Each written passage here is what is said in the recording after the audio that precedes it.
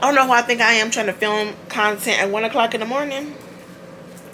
But here we go. Hello everyone, welcome back to my channel. My name is Vinny McKell. Thank you so much for being here with me today. Today is a little bit of an unorthodox video for me on my channel specifically, but I wanted to continue my 10K series where I'm doing 10 videos and giving you top 10 recommendations or thoughts about 10 products, whatever the case. I can never explain it right, but y'all know what's happening, okay? So I want to talk about 10 shows that I'm currently watching or just finished watching. Okay, I'm an avid show watcher. I'm always looking for what's new, what's next for shows. I am great at knowing, at telling when's, or I just know what I'm talking about. Okay, I watch a lot of TV, I watch a lot of shows, I know what's good. So let's talk about it. Before I get into that, after always thank my amazing, beautiful, incredible subscribers. I am doing this series because I crossed over 10K subscribers. That is exciting. I'm grateful for the community that we're building here, and I could not be more grateful for you all. If I slow down, I could talk. So without further ado, let me tell you 10 shows that I'm currently watching or I just finished watching and my thoughts. Okay, number 1, and the series finale just finished like the other day. Smoke on Apple TV. Oh my god, such a fantastic show. I pray they get picked up for season 2. I pray they get picked up for season 2. It is so good. Like, it's such a good show. Such a good show. And I like, the more I watch it, I feel like even though the premise of the show is about one thing, I feel like there's underlying thoughts, or I feel like underneath it they're trying to talk about humans, human nature, good versus bad. I feel like there's a little bit of like what's it when the study of human behavior, like psychology or something. I dropped out of college, but I feel like there's like who is good, who is evil, who is bad, what is it, is behavior, is certain actions worth it, is it justified? Like, there's all these other like underlying thoughts and concepts that I feel like are happening underneath. But at the surface, it is a police officer who teams up with the arson investigator to figure out who is starting all of these fires in the area, in the neighborhood, like what's going on, how we need to catch this person. And everybody has their own backstory, everybody has their own whatever. It's so good. It's on Apple TV and it's absolutely worth every single watch. All the episodes are out now, so you can binge watch all 9 episodes. It is good. It is good. It's good. It's good. I don't care what nobody says. It's such a good show. Such a good show. I pray they get picked up for season 2. Okay. All right. The other show I'm watching on Apple TV is called Foundation. Let me just go ahead and say, I don't know what is happening in this show. I am so confusion. I don't know.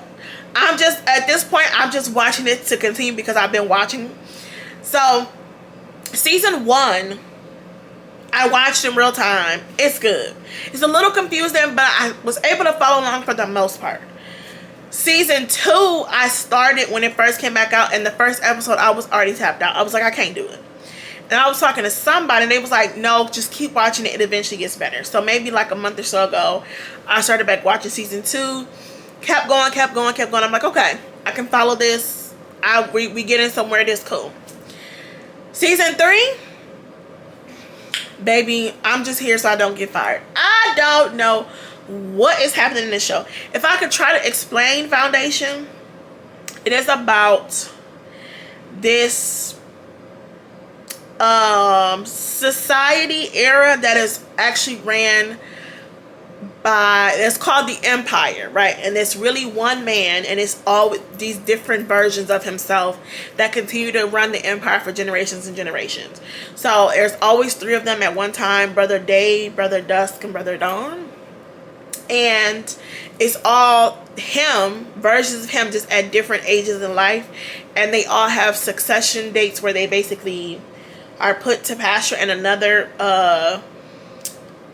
version is awoken or something.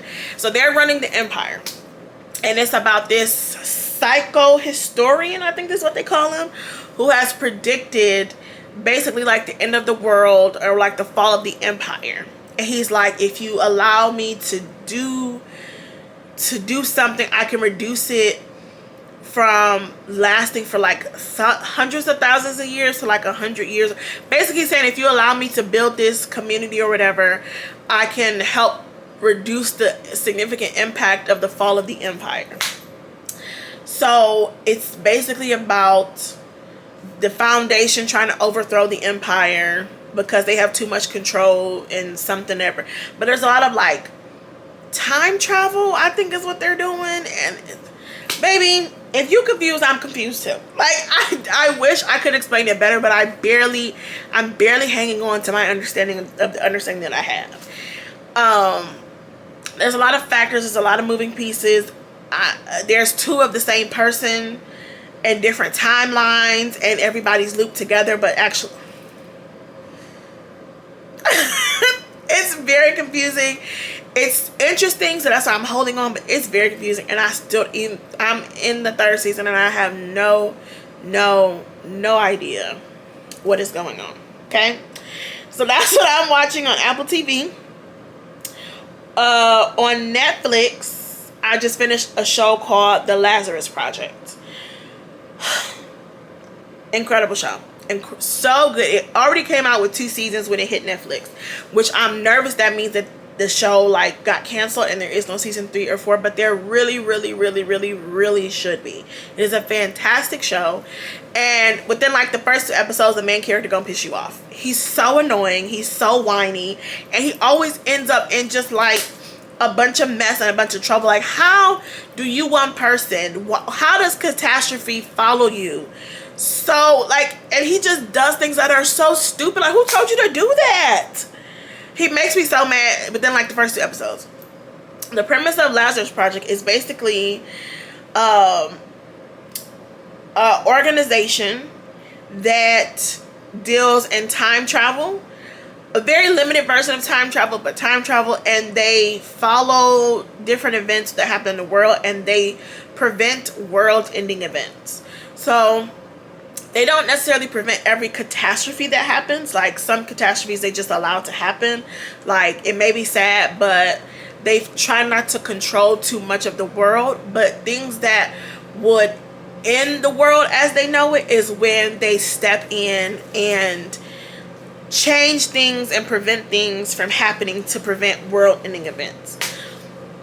The character we're introduced to, he starts being able to realize that things are changing and replaying. I don't want to say it. They use this thing called jump points, I think, which is where they only reset to a certain date. They don't just time travel to any time in history, which is why I say it's a limited version of time travel. Like, they reset everything back to July 1st. So if something happens on August 2nd, that's a world-ending event, they have to go all the way back to July 1st and then end up getting to August 2nd and hopefully fixing it again. If they don't, they go all the way back to July 1st. Like, it's a very limited version of time travel. But they all had to take a shot or a drug that allows them to remember all the different versions that keep happening. This character we're introduced to, he doesn't need to take it. He's one of the few people who just naturally remember without having to take the drug, which is how he ends up getting recruited to the Lazarus Project. Fantastic show. Really good. I binge watched it as quickly as possible. It's a fantastic show, and it's worth the watch. It's really good. The other show that I just finished on Netflix, which I'm sure many of you have finished, is Hunting Wives. Child, they should have called it Hunching Wives, because all them wives was doing was hunching on everybody. I said, what is this show actually about?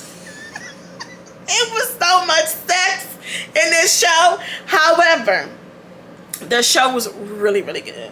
The story, the plot, the main character on that one, I don't know her name. I just know she was in Hairspray, and she was in Pitch Perfect and stuff. I think her real name Brittany Snow.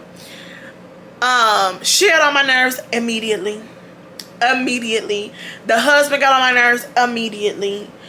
The The lady that I didn't like her wig, she got on my, like, everybody got on my nerves. Everybody was stupid. Everybody was doing, like, everybody was crazy. Everybody had the most chaotic background. The most, like, this little town had it going on.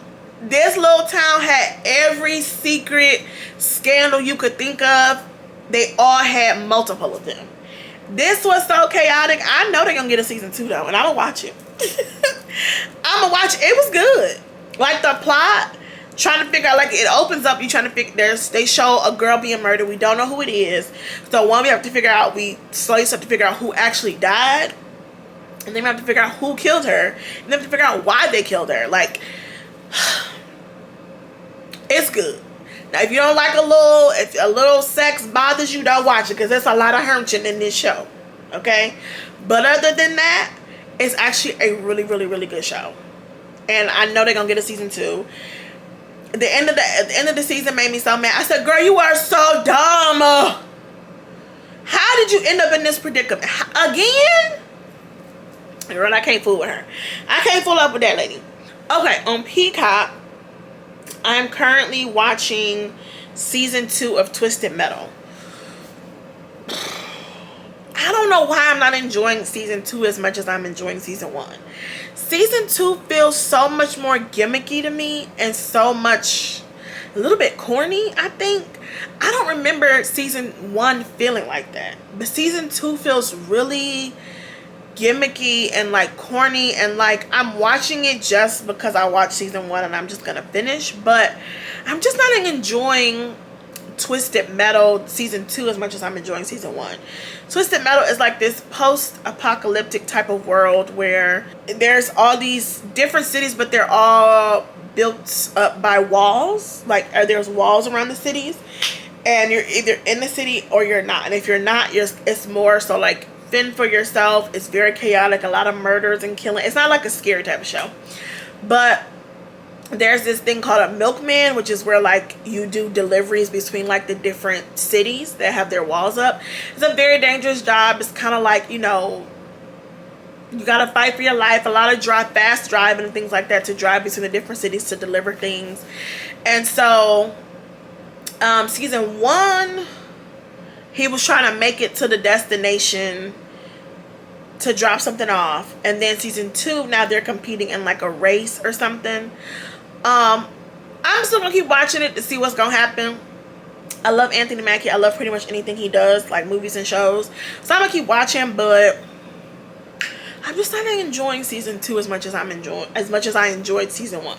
Okay, I am currently watching Countdown, and I will say it took me quite a few episodes to understand what was even happening, to understand who was the target, what was the point, what were we looking for.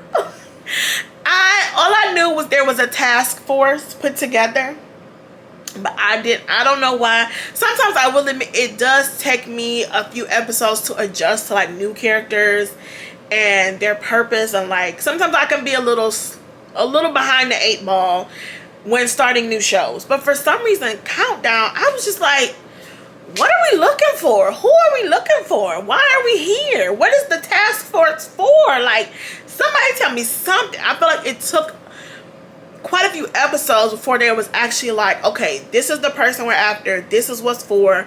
This is what he's connected to. Like, I felt like it wasn't clear in the beginning. Again, I can be a little slow sometimes when it comes to, like, understanding new shows and new characters and things like that. I just felt like I was just so lost and so confused about what the purpose was, like what the premise was. I don't even know if I can explain Countdown. It's a typical, like, you know, police show.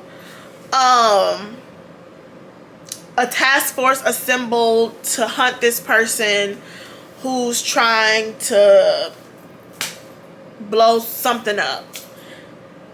I still don't even know how we got to him and how they connected the dots, and how, I don't know. It ended up being good in the end, but I don't know how we got there. It's paying off now, but baby, the journey to get there to me was a little rough. It was a little rough in my opinion. Okay, I literally just started watching this show like yesterday. It's a new show on Amazon Prime called Butterfly.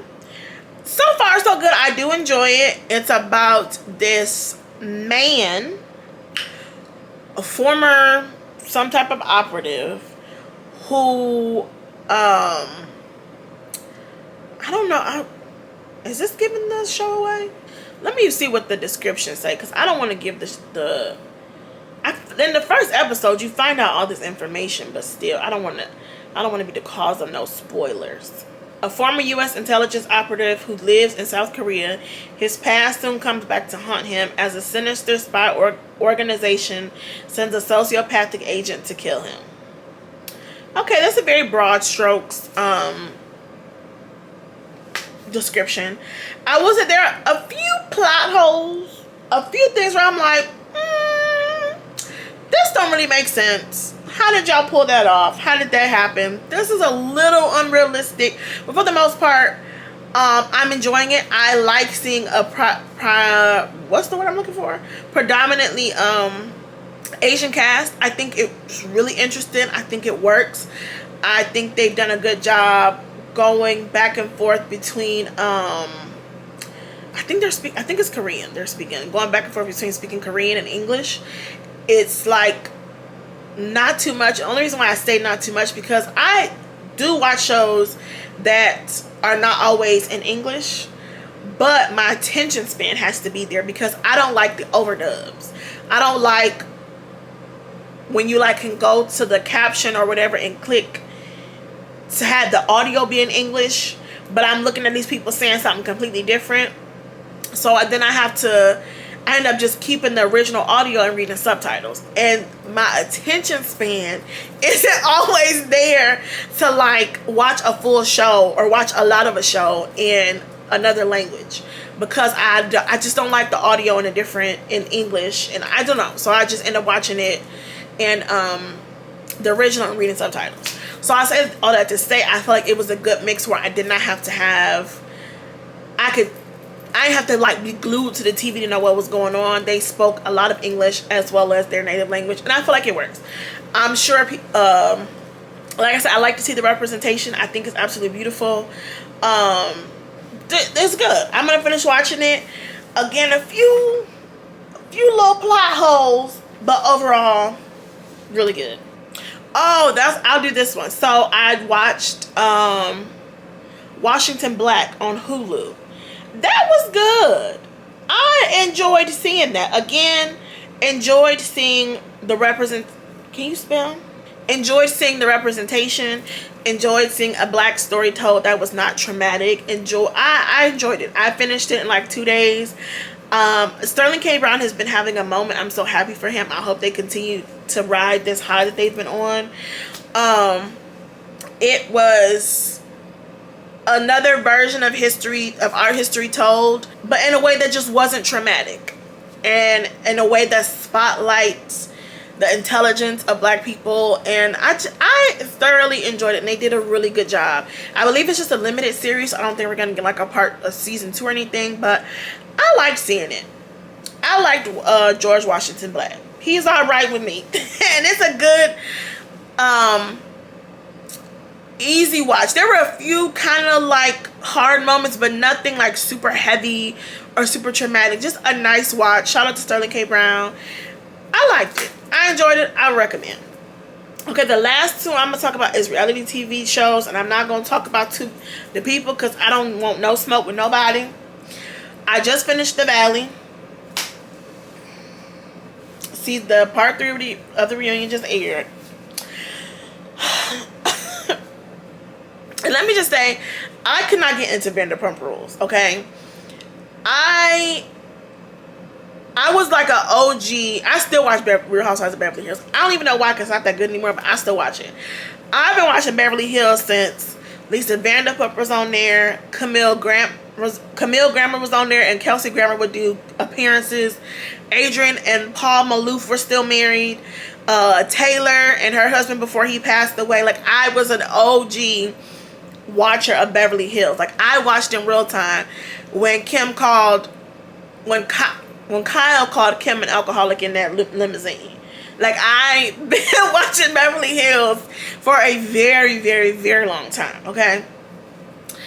So all that to say, I remember when Vanderpump Rules first came out. And I tried to start watching. I watched an episode or two.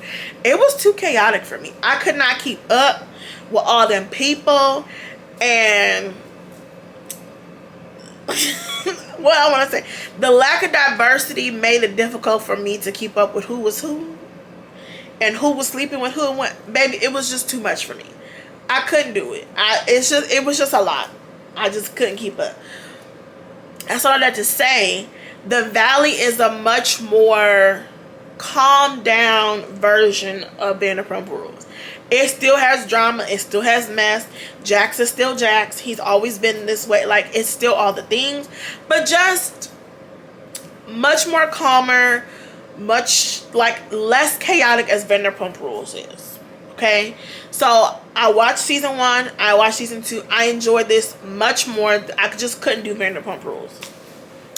Having that said, I pray that they don't turn this into Vanderpump Rules. I've heard, rumors that they're going to try to bring Sheena and all these. Do not turn this into Vanderpump Rules. This Valley is for the older folks, the aunties and them. Okay? Do not turn this into Vanderpump Rules. We don't need a Vanderpump Rules 2.0. Let the Valley be the Valley.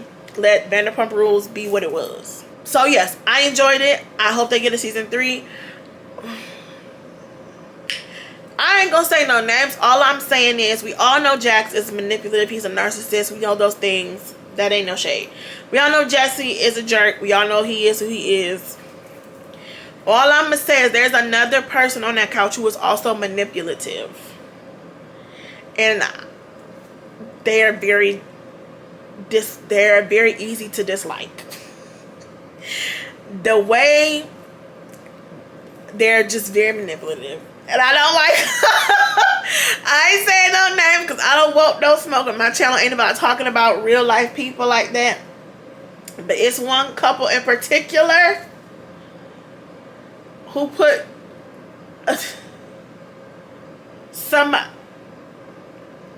and that's all I'm going to say. And the last show that I'm currently watching is Love and Marriage Huntsville. Okay? I'm a day one Love and Marriage Huntsville watcher. Okay? Day one. Okay? When Melody had that blonde 27-piece quick weave. When, oh boy, what's that man name? He was a light-skinned athletic man. He was just always trying to be the counselor. And who almost beat him up at that cabin because he was pushing him too hard or something. Like day one. When first season, we didn't get a reunion or nothing. We got like part 1 of season 1. Then like a couple months later, we got part 2 of season 1. Like day one watcher, okay? Day one, okay? I ain't gonna talk about nobody because that ain't what I'm here to do. I'm just here to talk about my little perfumes and stuff. But baby, it's some manipulators on there too. And there's some delusional people on there too. And let me tell you something. I don't know what kind of contract they got over Carlos. Nope, I ain't even go. What I will say, there is one person who is no longer there anymore. And when I tell you they won't even utter that lady's name, I'm not even going to say it because I don't want no smoke. They ain't said her name. They ain't showed her face. I said, oh, she got him in a 360 deal. She said, baby, I'm off this show and don't talk about me. Don't say my name. I said, oh. I don't know what type of. But she got that thing on lock. She got Carlos in that. Never mind. See, let me just quit. But those are 10 shows that I am currently watching or just finished watching that highly recommend. I've watched a lot of shows. Like when I was scrolling through what came out this year, a lot of the stuff that I have watched. Of course, Paradise. I watched Murder By. I watched Silo. I watched. What else came out? I watched Untamed. I watched Twins. I watch a lot of stuff. I love a good TV show. I love a good show. But that is like what's currently in the last, like, I would say like 2 weeks that I have watched or just finished watching. So head over to the after party. I know this is a bit unorthodox and not normal for my channel, but I just wanted to throw something different in the mix in the 10K series. And let me know what's a good show. I love a good show. Drop your show recommendations. I will say I'm not getting no more subscriptions. I refuse to do it. Let me tell you what I got. I got Netflix. I got Disney Hulu. I got Amazon Prime. I got Apple TV. I got Peacock. That's it. I'm not getting... I had a little trial for Paramount Plus, and I was watching The Lioness. Great show. I was watching Duster on, I think, HBO Max, but I don't got access to that no more, so I can't finish that. Was it Showtime? I don't think I ever had that. I'm not getting no more new subscriptions. So if it ain't on one of them 5 that I just named, Netflix, Disney Hulu, Peacock, Amazon Prime, or Apple TV, I won't be watching it. Because I refuse. I refuse to get another subscription. But if it's a good show or a good movie that just came out, head over to the after party. Let me know, because I love a good show. Alright, I'm tired. My throat's tired. It's like 1:30 in the morning.